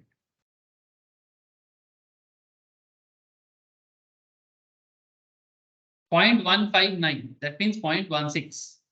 सही है ना? 0.159 मतलब 0.16। सिमिलरली 3,600 डिवाइडेड बाई 18,800 करो। 7,200 को डिवाइड कर दो इससे, 3,000 को डिवाइड कर दो इससे, और 2,000 को डिवाइड कर दो इससे। तो इससे क्या फर्क पड़ता है सर? इससे बस इतना सिंपल सा काम होता है कि ओवरऑल मार्केट जितना है, ओवरऑल जो टोटल मार्केट जितना लाख में आ रहा है आपका, उसमें एक कंपनी का ABCD जो भी कंपनी है आपके पास, ठीक है, हर एक कंपनी का अपना अपना वेटेज निकल रहा है। अब ये ओल्ड वेट्स, अब ये ओल्ड वैल्यू ऑफ पोर्टफोलियो कैसे निकलेगा? प्राइस इंटू वेटेज करके। अब प्राइस इंटू वेटेज कैसे करेंगे? प्राइस ये है 150, वेटेज कितना है? वेटेज कितना है बोलो? प्राइस है 150 इंटू 0.16, तो 150 इंटू 0.16 24 आ रहा है, मतलब ये फ्रैक्शंस के कारण। लेकिन अगर आप ओवर मतलब पहले का जो डेटा था उससे करते तो 23.94 ही आता, क्योंकि हमने यहाँ पर राउंड कर दिया इसलिए। लेकिन अगर आप राउंड ना करते, राउंड ना करके अगर जस्ट उसको फ्रैक्शंस में ही रख देते तो आपका यही वैल्यू आता। बोलो सर, इसमें कोई डाउट तो नहीं है ना? This is simple 23.94। अब ये 23.94 कैसे आया? आई होप कि आपको क्लियर है सर, कोई डाउट है तो पूछो। तो 23 मतलब बेसिक स्टैट है। सिमिलरली 300 इंटू 0.19 ये वैल्यू आएगा। इसी तरह से सारा वैल्यू आने के बाद जो भी वैल्यू आएगा इसको टोटल करो। तो आपका old value of the portfolio, portfolio का ओल्ड वैल्यू आपका आ रहा है 296.28 टोटल करके, ठीक है। अब आगे क्या है? अब न्यू प्राइस में देखना है। जो कॉन्सेप्ट आपने ओल्ड के साथ किया, सेम कॉन्सेप्ट आपको न्यू के साथ करना चाहिए। सेम अप्रोच, बस न्यू के साथ। न्यू प्राइस कितना था आज के डेट में? 650, 450, 600, 350, 500। न्यू मार्केट कैपिटल कैसे कैलकुलेट करोगे सर? 650 के साथ 20 को ऐड करके ना, इंटू करके। नंबर ऑफ शेयर्स तो वही है, 20 lakh shares, 12 lakh shares, 16 lakh shares, 30 lakh shares, 8 lakh shares. सही बोला ना रे? करके देख लो, करके देख लो। 650 into 20, 13,000 market capital. Similarly 12 into 450 करो, इसी तरह से आपको सारा का सारा निकल जाएगा सर, सारे के सारे निकल जाएंगे। कैसे हो रहा है? क्लियर ना? बाद में ना बोलना सर कि समझ में नहीं आ रहा है, कॉन्सेप्ट इजी है बोल के ना कई लोग थोड़ा इग्नोर कर लेते हैं, लेकिन क्या है ना, यही इजी चीज बाद में आपको क्वेश्चन जब मार्केट में आएगा एग्जाम में, तब आप बोलोगे सर कैसे हुआ, समझ में नहीं आया। आना चाहिए ना, नॉलेज ले रहे हो। तो नाउ खेल क्या है, अरे कहाँ चला गया मेरा पेन, ढूंढ रहा हूँ। यस, तो 13,000, 5,400, 9,600, 10,500, 4,000, कुल मिला के 42,500। अब इसका भी वेट बनाओ, मतलब 13,000 डिवाइडेड बाई 42,500, मतलब 13,000 divided by 42,500। Similarly 5,400 divided by 42,500, weightage निकाल लो। तो फर्स्ट शेयर का वेटेज होता है 0.31, 0.13, 0.23, 0.25, 0.09 पॉइंट, और टोटल होगा क्या 1, टोटल होगा 1, होगा ही है, टोटल 1 होना ही है, ये 1 होगा ही होगा, 100% होगा, चाहे कुछ भी कर लो आप। अब इंटू कर लो सिंपली, तो इंटू करने के बाद मतलब किसके साथ किसको इंटू करना है, न्यू प्राइस के साथ, हाँ सर, न्यू प्राइस के साथ वेटेज को इंटू न्यू करना है, वेटेज। न्यू प्राइस के साथ न्यू वेटेज। तो जब हम इंटू कर देंगे आप तो टोटल हो जाएगा, टोटल आपका कितना आ रहा है 525.06। सो मेरा ओल्ड वैल्यू पोर्टफोलियो था 296.28 और मेरा न्यू वैल्यू पोर्टफोलियो आया 525.06, है ना। तो वेरी सिंपल कॉन्सेप्ट ना, वही सिंपल कॉन्सेप्ट आगे जाके आपका इंडेक्स बनेगा। तो इंडेक्स कैसे बनेगा, इंडेक्स कैसे बनेगा, मार्केट कैपिटलाइजेशन इक्वल्स टू, कैसे होता है मार्केट कैपिटलाइजेशन का फॉर्मूला आपको पता है कि number of shares into market price. So old value portfolio is equal to 100, we know that, है ना, बेस वैल्यू माने थे, therefore on that scale new value portfolio क्या हो जाएगा 525.06 डिवाइडेड बाय 296.27, मतलब new value portfolio divided by old value portfolio into 100। So आपका current sense मतलब इंडेक्स सेंसेक्स हो या निफ्टी, जो शुरू हुआ था 5 स्टॉक के ऊपर बेस करके, इसका बेस था 100, अभी उसका वैल्यू हो रहा है 177.22। तो कितना मार्केट में चेंजेस हुआ है सर, मार्केट चेंज हुआ 77.22, 27.21 22 और 21। अब इसको आप परसेंटेज में भी हिसाब लगा सकते हो कि मार्केट कितना परसेंटेज में 1995 से अभी तक बदला है 5 स्टॉक के हिसाब से। बोलो सर, कोई डाउट, कोई शंका, यही करता है। No sir. लेकिन अब इस चीज के पीछे और भी मेहनत होता है सर।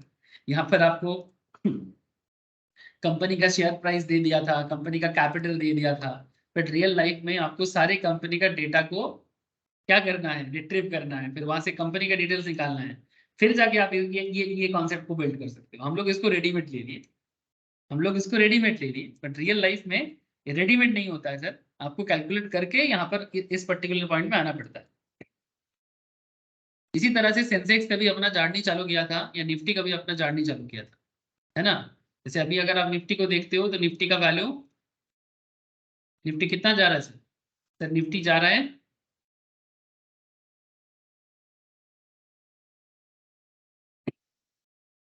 निफ्टी 50 17,777 लास्ट ट्रेडेड 17,121, ठीक है। अगर आप इसका हिस्टोरिकल डेटा निकालोगे 10 साल पहले 15 साल पहले, तो आपको भी डेटा मिल जाएगा ना, आपको डेटा मिल जाएगा कि भाई निफ्टी अगर मैक्सिमम अभी तक का मैं निफ्टी देखूं, निफ्टी कहाँ चला गया, निफ्टी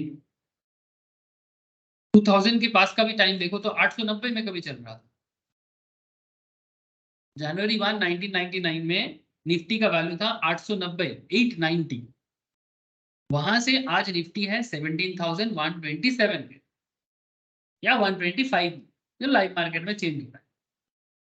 तो ये वैल्यू में चेंजेस क्यों आया, ये जो अभी हम लोग मेथड देखा, बोलो सर, बात समझ में आया, दिमाग में घुसा।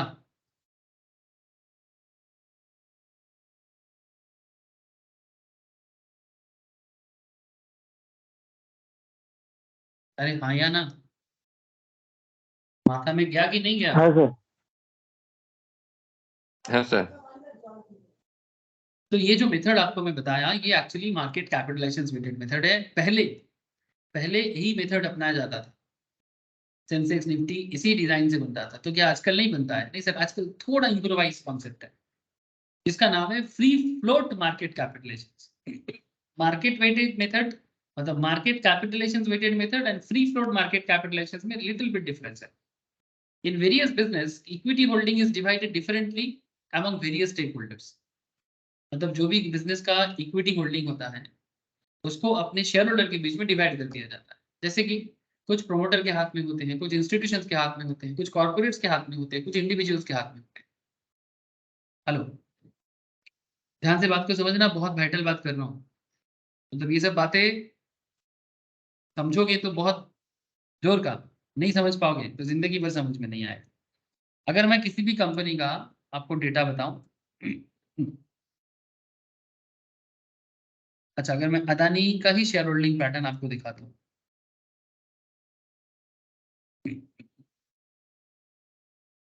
जैसे हम लोग यहाँ पर ग्रो के साइट में ही शायद मुझे दिखा रहा है अदानी शेयर होल्डिंग पैटर्न। चलो हम ग्रो को ही यूज कर लेते 2 मिनट, ग्रो भी बड़ा आजकल अच्छा काम कर रहे हैं। तो क्या दिखा रहा है ग्रो? सर ग्रो इतना बताना चाहता है कि मार्केट में शेयर होल्डिंग पैटर्न जो अदानी का बना है, अदानी एंटरप्राइज का, उसमें प्रोमोटर होल्डिंग है 72.63%, फॉरेन इंस्टीट्यूशंस का शेयर होल्डिंग है 15.39%, हम आप जैसे लोगों का शेयर होल्डिंग है 6.54%, एंड अदर डोमेस्टिक इंस्टीट्यूशंस के पास है, मतलब म्यूचुअल फंड्स, LICI ये सब के पास है। मतलब डोमेस्टिक इंस्टीट्यूशंस में मेनली इंश्योरेंस बिजनेस ही यहाँ पर है सर, ठीक है, 4.25, म्यूचुअल फंड के पास है 1.1, ठीक है। अच्छा, डोमेस्टिक इंस्टीट्यूशंस में एसेट मैनेजमेंट भी आते हैं, जो पोर्टफोलियो मैनेजमेंट कंपनीज होते हैं, जो इंश्योरेंस बिजनेस होते हैं, वो लोग भी आ जाते हैं। सो ये है अदानी एंटरप्राइज का शेयर होल्डिंग पैटर्न, ठीक है। सर ये शेयर होल्डिंग पैटर्न से क्या मतलब होता है? सर मतलब ये होता है कि कितना स्टॉक लोगों के होल्डिंग में है और कितना स्टॉक मार्केट में फ्री फ्लो कर रहा है, कितना स्टॉक मार्केट में फ्री फ्लो कर रहा है। सर आप लोगों को मैं ऑप्शन ट्रेडिंग के फ्यूचर एंड ऑप्शंस में एक स्पेशल टॉपिक सिखाऊंगा जो मार्केट का जान माना जाता है। The concept is called open interest.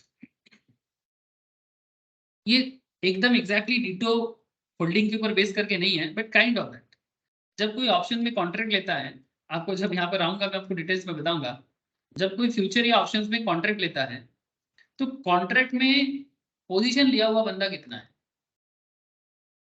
Position मतलब या तो मानो कि 10 और लाख ट्रेड नहीं नहीं लिया है, लिया नहीं है, बात समझ, मानो कि 10 लाख शेयर में तुमने बाई करके रखा, ठीक है, लेकिन अभी तक तुमने उसको सेल नहीं किया। স্যার আউটস্ট্যান্ডিং কন্ট্রাক্ট কতগুলো আছে? आउटस्टैंडिंग कितना है? Thank you sir. मतलब तुमने बाई किया बट सेल नहीं किया, या फिर तुमने सेल किया बट तुमने अभी तक बाई नहीं किया, मतलब स्क्वायर ऑफ नहीं हुआ, तो मार्केट में कितना आउटस्टैंडिंग है वो ओपन इंटरेस्ट में दिखाते हैं। फिलहाल ओपन इंटरेस्ट में ज्यादा नहीं बोलूंगा, बट ये भी कुछ उसी होल्डिंग के ऊपर बेस करके ही है कि और ভলিউমও তো একই রকমই। ना, volume and open interest is not exactly same, not exactly same, थोड़ा अलग है सर, ठीक है। वॉल्यूम बेसिकली सेल और बाई का जो ओवरऑल सिचुएशन उसको बताते हैं, और ओपन इंटरेस्ट मतलब जो आउटस्टैंडिंग है, जो पोजीशन चेंज हो सकता है, मतलब जो आज नहीं है कल होगा, बट होगा श्योर शॉट होगा, क्योंकि स्क्वायर ऑफ तो करेगा ही, कॉन्ट्रैक्ट एक्सपायर तो करेगा ही, तो वो उसी के ऊपर बात करते हैं और उसके ऊपर बेस करके मार्केट आगे नीचे जाएगा कि ऊपर जाएगा, इसको एजम्पशन किया जाता है। वेरी इंटरेस्टिंग कॉन्सेप्ट, लेकिन यहाँ पर आपको वो दिमाग का जरूरत नहीं है। ये फ्री फ्लोट में थोड़ा बात अलग है, लेकिन वही होल्डिंग के ऊपर था, तो मैंने आपको जस्ट कनेक्ट करने का कोशिश किया कि होल्डिंग बहुत बड़ी चीज है। तो जैसे कि आपको मैंने दिखाया कि अदानी का करंट शेयर होल्डिंग पैटर्न, जिसमें प्रोमोटर के पास 72%, institutions like mutual funds, foreign institutions, 2 तरह के इंस्टीट्यूशंस है, FII DI, इनके पास कुल मिला के 20%, हम आप जैसे लोगों के पास 6 से 6.5% हार्डली, ठीक है। तो market has started to segregate this on basis of what is readily available for trading on what is not. मतलब अगर होल्ड में है तो फिर आप ट्रेड कर पाएंगे, अगर आपके पास शेयर होल्ड करके रखा हुआ है तो क्या वो ट्रेडेबल है सर? Please tell me. जो शेयर मार्केट में होल्डिंग में, আরেকবার বলো। सर बहुत सिंपल बात कर रहा हूँ, आपका टोटल 10 लाख शेयर है, ठीक है, तो 10 लाख शेयर में से जो भी शेयर लोगों के पास ऑलरेडी बाई करके लोग होल्ड करके रख दिया, मानो 5 लाख होल्ड कर लिया, लेकिन 5 लाख अभी मार्केट में फ्री फ्लोट चल रहा है, मतलब अभी भी उसमें कोई होल्डिंग नहीं है, उसी 5 लाख में लोग ट्रेड करता है, कभी खरीद रहा है, कभी बेच रहा है, कभी बेच रहा है, कभी खरीद रहा है, इसके बीच का कॉन्सेप्ट। लेकिन होल्डिंग में जो है वो तो नहीं ट्रेड हो सकता, जो लोग না না ऑलरेडी না होल्ड। ওটা কি, ওটা তো হোল্ডিং আছে, ওটা কি করে ট্রেড হবে? एग्जैक्टली वही बात तो कर रहे हैं सर। तो यहाँ पर concept is same, the one available for immediate trading is categorized as free float, जो मार्केट में फ्री फ्लो करना है, मतलब जैसे समुद्र में पानी क्या है, फ्री फ्लो करता है ना, वैसा ही ये वो शेयर है जो मार्केट में फ्री फ्लो कर रहा है, जो लपकना चाहता है लपक ले, ठीक है। And if we compute the index based on weights of each security based on free float market cap, जिसका मार्केट में जितना शेयर ट्रेडेबल हालत में है, मतलब उसमें वो फ्री फ्लो हो रहा है, उसका मतलब वेटेज जिसका जितना ज्यादा होगा उसे हम लोग free float market capitalization index में लगाते हैं। कैलकुलेट करने का तरीका वही है, बस ये देखा जाएगा कि फ्री फ्लोट कितना। Indeed, both Sensex and Nifty over a period of time have moved to free float basis. पहले वो लोग सभी कोई मार्केट कैपिटलाइजेशन वेटेड मेथड ही यूज कर रहा है, जिसका जितना मार्केट कैपिटल है, बट आजकल मार्केट कैपिटल से भी ज्यादा इंपॉर्टेंट हो गया फ्री फ्लोट मार्केट कैपिटल के,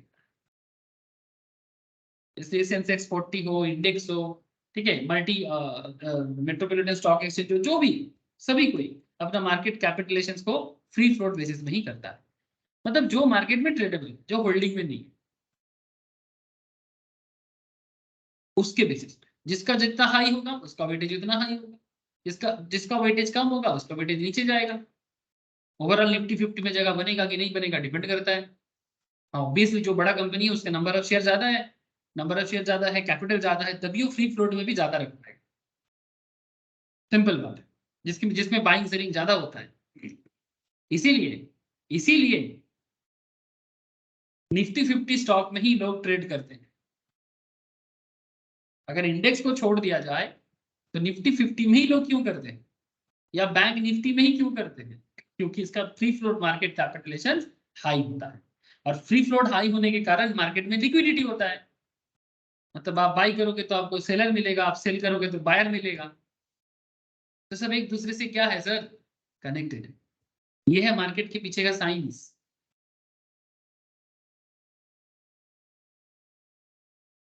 ठीक है सर, बोलो।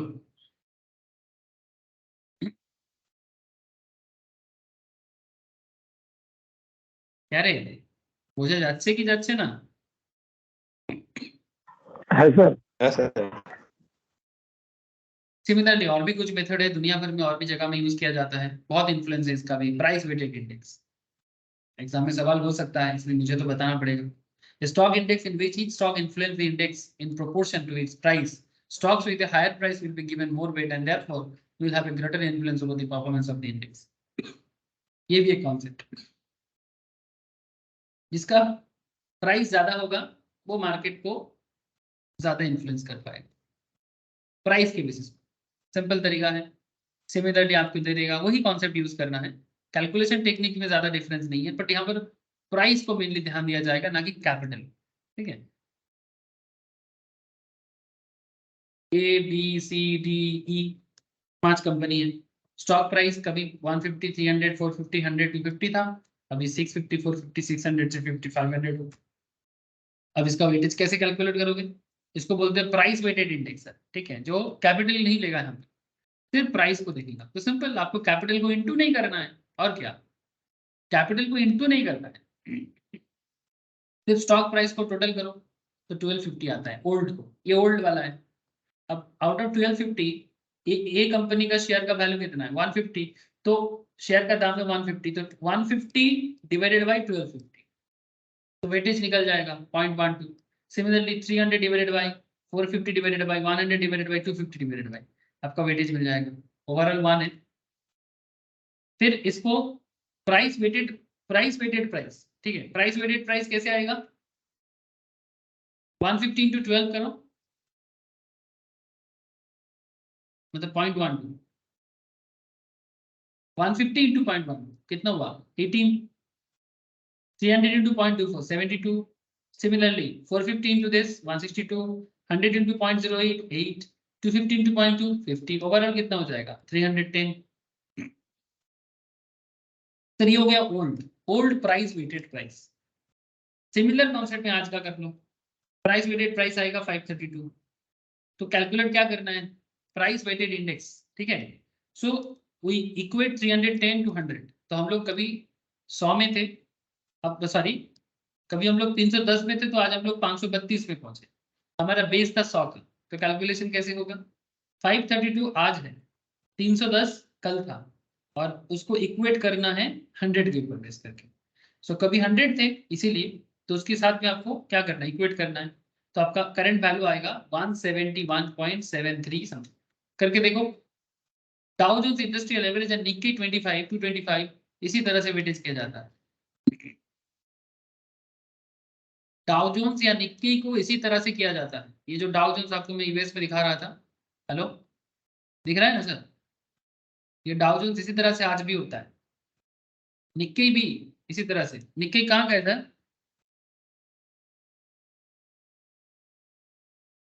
निक्की 225 दिस वन,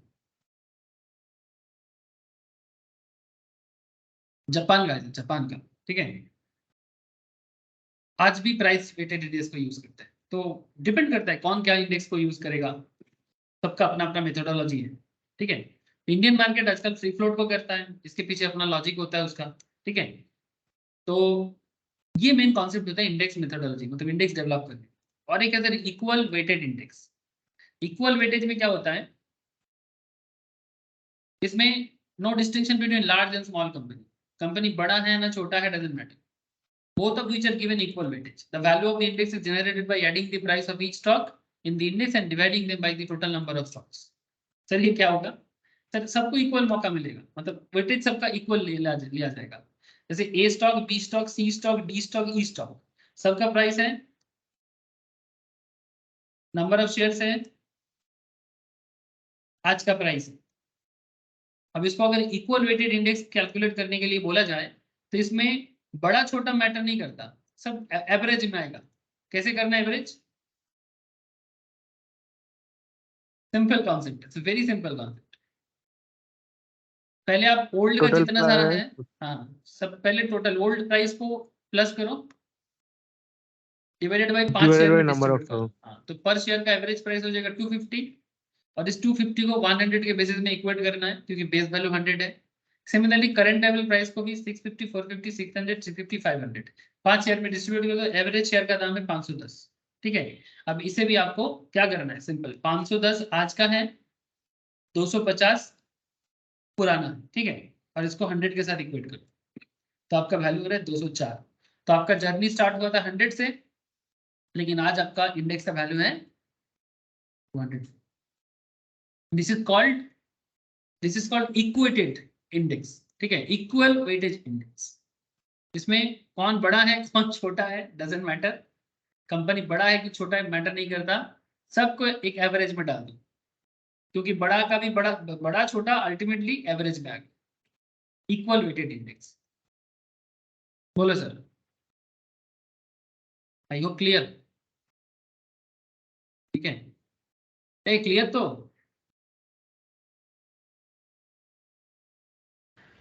है sir.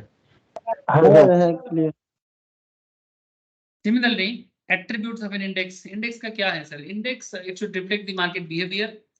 It should be computed by independent third party and be free from influence of any market participants. इसीलिए S&P जैसे, क्रिसिल जैसे कंपनीज को क्यों मौका मिलता है? बिकॉज ये लोग इंडिपेंडेंट काम करेगा, इनको मैनिपुलेट नहीं कर सकते आप, ठीक है। नहीं तो कोई अपना वेटेज को बढ़ा के मार्केट में अपना जगह ज्यादा कर सकता है, मार्केट को मैनिपुलेट कर सकता है। इसीलिए इंडिपेंडेंट पार्टी से ही मार्केट को डेवलप किया जाता है, इसीलिए फॉरेन कंपनी को दिया जाता है, क्योंकि फॉरेन कंपनीज में मैनिपुलेशन का चांसेस कम है। और किसी अरे गहरे नेथु कैरे को ना दिया जाए जो पैसे में बिक जाए, जो 2-4 पैसे में बिक जाए। ये हमारे देश में लास्ट 200-300 साल का जो कहानी है, उसमें हम लोग बड़ा बिकना चालू कर दिए सर, ठीक है। ये स्पेशली जब से ये बाहर के लोग इंडिया में आया है, ठीक है, स्पेशली यूरोपियंस, वही लोग आके हम लोगों को पहले मतलब सिखाया कि इंसान कैसे बिक जाते हैं, ठीक है। हमारा सोशल स्ट्रक्चर तो ऐसा नहीं था, बट इट्स वेरी, मतलब क्या बोले सर, होता है ना, जब खराब दिन आता है तो ऐसा ही होता है। कल एक सर्वे देख रहा था, जब ब्रिटिश 1825 का सर्वे, इंग्लैंड से जब इंडिया को कंट्रोल करने का पूरा कंट्रोल ले रहा था, तो इंग्लैंड उस टाइम पे एक सर्वेयर को इंडिया में सर्वे करने के लिए भेजा था, एजुकेशनल सर्वे, ठीक है, मतलब इंडिया में कितना लोग एजुकेटेड है। तो उनमें से मैं आपको एक सिंपल चीज बताता हूँ, मतलब उसमें एजुकेशन का सर्वे करके ये निकला कि इंडिया में 98% लोग एजुकेटेड था, मतलब फुल्ली लिटरेट, फुल्ली। उसमें एक प्रेसिडेंसी का मैं आपको बात कर रहा हूँ, जैसे आज का तमिलनाडु एरिया, मतलब आधा दक्षिण भारत, क्योंकि तब मद्रास प्रेसिडेंसी हुआ करता था, और तब एक्चुअली उस टाइम पे पूरा मद्रास मतलब आज का ऑलमोस्ट तेलंगाना सारा का सब, ठीक है, मतलब ऑलमोस्ट पूरा दक्षिण भारत। तो दक्षिण भारत का मद्रास मैसूर का जो एरिया था उसमें सर्वे करने आया था, तो ब्रिटिश ने सर्वे करके देखा कि वहाँ का पॉपुलेशन था मद्रास प्रेसिडेंसी का 1.25, मतलब इंग्लैंड का पॉपुलेशन ऑन दैट टाइम था 1 करोड़ का, और हमारे मद्रास प्रेसिडेंसी का पॉपुलेशन था 1 करोड़ 25 लाख का। Interesting fact is that British के वहां पर तब लिटरेसी रेट था 1 करोड़ का जो पॉपुलेशन है इसका, ये मैं आपको प्रूफ के साथ बोल रहा हूँ कि आप चाहो तो इसका डेटा मुझे देखने को मिला है, विकिपीडिया में मुझे मिला था शायद। इसका पूरा डेटा ऑक्सफोर्ड में है, हार्वर्ड में, और ब्रिटिश म्यूजियम में भी है डेटा। तो इसमें देखा जा रहा है कि ब्रिटिश का मतलब इंग्लैंड का लिटरेसी रेट है 70%, और हमारा लिटरेसी रेट है मद्रास प्रेसिडेंसी का 100%। और ये बात 1940s के टाइम पे जब गोल्ड टेबल बैठक हो रहा था, तो गांधी जी सबसे पहले तो यही बात उठाया था कि ब्रिटिश आके इंडिया को बर्बाद कर दिया, और इसका प्रूफ भी गांधी जी ने दिया। फिर गांधी जी कुछ दिनों के लिए जेल में चला गया था, तो फिर गांधी जी नहीं दे पाया, तो गांधी जी अपने किसी ऑफिशियल्स को बोला इस प्रूफ को देने के लिए, और उसके बाद मतलब, और लास्ट चिट्ठी तो कैलकाटा यूनिवर्सिटी को मिला था, मतलब ब्रिटिश मान नहीं रहा था कि इंडिया के एजुकेशन सिस्टम को वो लोग बर्बाद किया है। लेकिन इतना डेटा देने के बाद फिर 1950s के बाद मोस्ट प्रोबेबली कैलकाटा यूनिवर्सिटी को, जब उसने प्रूफ दिया इंग्लैंड को, उसके बाद चिट्ठी आना बंद हुआ। नहीं तो वो लोग मान ही नहीं रहा था कि हम लोग इतना एजुकेटेड थे, इतना लिटरेट थे थोड़ा सर। लेकिन आज क्या है ना, इंडिया में लोग दिख जाते हैं, इसीलिए इंडिपेंडेंट थर्ड पार्टी चाहिए जो मार्केट को मैनिपुलेट ना करे। It should be professionally maintained. Sir impact cost के बारे में और मैं क्या बताऊं, इम्पैक्ट कॉस्ट पे मैं ऑलरेडी काफी बात किया, लेकिन यहाँ पर भी इम्पैक्ट कॉस्ट के ऊपर कुछ एग्जांपल्स दिया है। Liquidity in the context of stock market means a market where large orders are executed without moving the price, ठीक है। Let us understand this with the help of an example. The order book of a stock at a point in time is as follows. इसमें यहाँ पर देखो कुछ shares हैं, quantity of by दिया है, क्वांटिटी ऑफ सेल दिया है, ठीक है, प्राइस में दाम दिया है, देख लो, ठीक है, सेल का भी दाम दिया है। अब जब ऑर्डर बुक जनरेट होता है, in the order book given below there are 4 buy orders and 4 sell orders, ठीक है, 4 बाय ऑर्डर हुआ है, 4 सेल ऑर्डर। वैसे आप लोग जानते हो, मैं इसमें बात नहीं करूंगा, हाँ ठीक है, आप लोग एक बार गो थ्रू कर लेना, क्योंकि फिर से वही इम्पैक्ट कॉस्ट में क्या बात करना, मैंने आपको लेटेस्ट स्ट्रेटेजी के साथ इम्पैक्ट कॉस्ट दिखाया था, तो आप लोग एक बार इसको पॉइंट को गो थ्रू कर लीजिएगा, ठीक है। कर लोगे कि नहीं कर लोगे, इम्पैक्ट कॉस्ट क्या है आप लोगों को पता है कि नहीं है?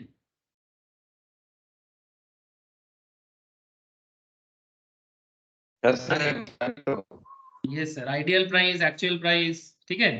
तो आप लोग इस एग्जांपल को एक बार गो थ्रू कर लेना, ठीक है, गो थ्रू कर लेना। कॉन्सेप्ट वही है सेम जिसके ऊपर बहुत ज्यादा बात हुआ है।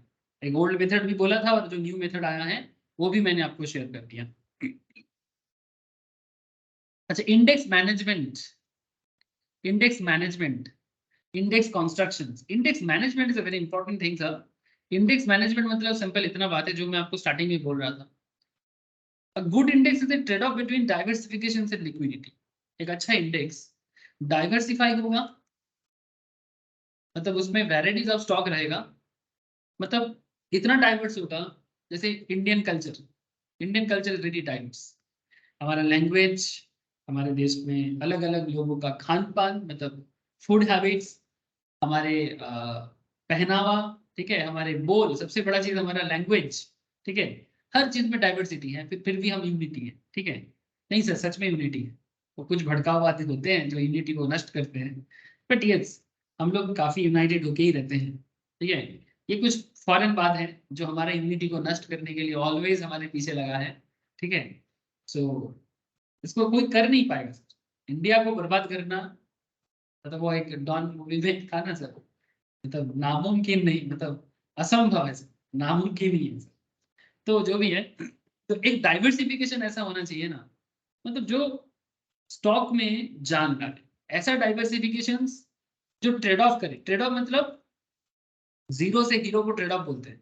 आज हम जीरो हैं बट कल हम हीरो बन जाएंगे, मतलब जीरो से प्रॉफिटेबिलिटी की तरफ बढ़ना। गुड इंडेक्स का कैरेक्टर होता है कि वो डाइवर्सिफाई होगा, मतलब एक ही तरह का कंपनी का स्टॉक भरा नहीं रहेगा, एक ही तरह का बिजनेस, मतलब मानो सिर्फ ऑटो है तो ऑटो ही है, आईटी है तो आईटी ही भर भर गया है पूरा, ठीक है। या फिर मेडिकल फार्मा है तो फार्मा ही भर गया, ऐसा नहीं होगा। डाइवर्सिफिकेशन, इस चीज में इंडेक्स हमेशा ध्यान देता है, सेबी ऑलवेज ध्यान देता है कि कैसे इंडेक्स को बिल्ड किया जाए, कैसे कंपनी को इंक्लूड किया जाए। Well diversified index reflects liquidity भी होगा, ये भी एक बहुत बड़ा कैरेक्टर, मतलब इजी बाई सेल बना रहे स्टॉक में, बिजनेस पे दम रहे। So well diversified index reflects the behavior of the overall market and the economy. While diversification helps in reducing risk. जितना डाइवर्स होता है उतना रिस्क कंट्रोल होता है। म्यूचुअल फंड कंपनी यही कोशिश करता है सर। हम लोगों ने मिलके पराग पारिक को 30,000 करोड़ दिया उनको मैनेज करने के लिए। पराग पारिक ने हमारे पैसा को ऑलमोस्ट 25-30 कंपनी में डाइवर्सिफाई कर दिया। क्यों किया? क्योंकि डाइवर्सिफाई करने से रिस्क कंट्रोल होता है, मतलब एक साथ सारा नहीं डूबेगा सर। एक बहुत फेमस एक स्टॉक मार्केट में जो लोग स्टार्टिंग में सुनते होंगे कि don't put all your money in a single stock, या फिर ऐसे बोलते हैं कि don't keep all the eggs in same basket. मतलब सारा का सारा चीज अगर एक ही जगह में रखोगे तो एक फटेगा तो दूसरा भी फट जाएगा, ठीक है। इसीलिए आपको अलग अलग अंडे में पैसा को डिस्ट्रीब्यूट करने के लिए बोला जाता है, और अंडा को भी अलग अलग जगह में रखने के लिए बोला जाता है, क्योंकि एक सड़ेगा तो सारा सड़ जाएगा। इसलिए अलग अलग रखो तो क्या होगा, रिस्क कंट्रोल हो जाएगा। मतलब अगर आईटीसी का शेयर डूब जाए मार्केट में, ठीक है, तो आईसीआईसीआई बैंक आपको बचा ले शायद, है ना। इंडियन एनर्जी आपको डूब जाए तो शायद मोतीलाल ओसवाल आपको बचा ले, सन फार्मा डूब जाए तो कम से कम डॉक्टर रेड्डीज बचा ले, समथिंग लाइक दैट। एक साथ सबका मार्केट खराब नहीं हो सकता। तो इसीलिए डाइवर्सिफिकेशन से क्या होता है, मार्केट रिस्क कंट्रोल होता है, लेकिन इसमें भी एक लिमिटेशन है। डाइवर्सिफिकेशन मतलब नहीं कि आप जोड़ते जाओ। जैसे 10 stocks to 20 stock gives a share reduction in risk, सच में अच्छा रिडक्शन देता है। Growing from 50 to 100 stock gives very little risk reduction. अगर कोई 50 से 100 की तरफ बढ़ता है, रिस्क रिडक्शन बहुत कम हो जाता है। और अगर कोई सोचता है कि हम अपने पोर्टफोलियो में 100 से भी ज्यादा रखेंगे, तो आपको मैं बता दूं कि रिस्क रिडक्शन 0 लेवल में पहुंच जाते हैं। Hence, there is a little to gain by diversifications beyond a point. सबसे बेस्ट है 10 to 20 स्टॉक, इसमें रिस्क रिडक्शन सबसे बेहतरीन समझ में आता है। 50 to 100 चलेगा, लेकिन बियॉन्ड 100 ये मार्केट प्रैक्टिस से पता चला है कि इससे ऊपर डाइवर्सिफिकेशन पे रिस्क कंट्रोल नहीं होगा। ओके, क्लियर हुआ सर बात? इंडेक्स कंस्ट्रक्शन करने के टाइम पे इंडेक्स कमिटी जो होते हैं, they are specialized committee known as index committee, उनको ये सब बातों का ध्यान रखना पड़ता है। इंडेक्स कंस्ट्रक्शन मैनेजर्स, वही लोग ये सब काम करते हैं। आप ही के जैसा स्टॉक मार्केट फाइनेंस में नॉलेज रखने वाले लोग ही यहाँ पर जाते हैं। Now question is that, next class में मैं आपको ये बताऊंगा कि index maintenance and index revision कैसे होता है। इंडेक्स, अच्छा कुछ इंटरेस्टिंग फैक्ट्स है, जैसे कि एप्लीकेशंस ऑफ इंडिसेस, जिसमें इंडेक्स फंड, ईटीएफ, थोड़ा बहुत हल्का नॉलेज दे दूंगा आप लोगों को, ठीक है। ताकि ऐसे तो ये सब बातें ना म्यूचुअल फंड का है, ठीक है, लेकिन फिर भी इंडेक्स का कैसा यूज होता है नेक्स्ट क्लास में बोल के फिर मैं आपको फ्यूचर प्राइसिंग फार्मूला में लेके जाऊंगा। मतलब मैंने आपको इंडेक्स कंस्ट्रक्शन बता दिया सर, ठीक है। तो कुछ बातें हैं वहां से बता के फिर आपको नेक्स्ट क्लास में मैं फ्यूचर प्राइसिंग एंड हेजिंग ये दोनों चीज में आगे आगे बात करना। आई होप ये बातें कुछ अनकही सी कुछ कही सी समझ में आ गया हो। बोलो। हाँ हाँ ओके सर, तो फिर आज इतना ही रखता हूँ, बाकी बातें कल के क्लास में करूँगा।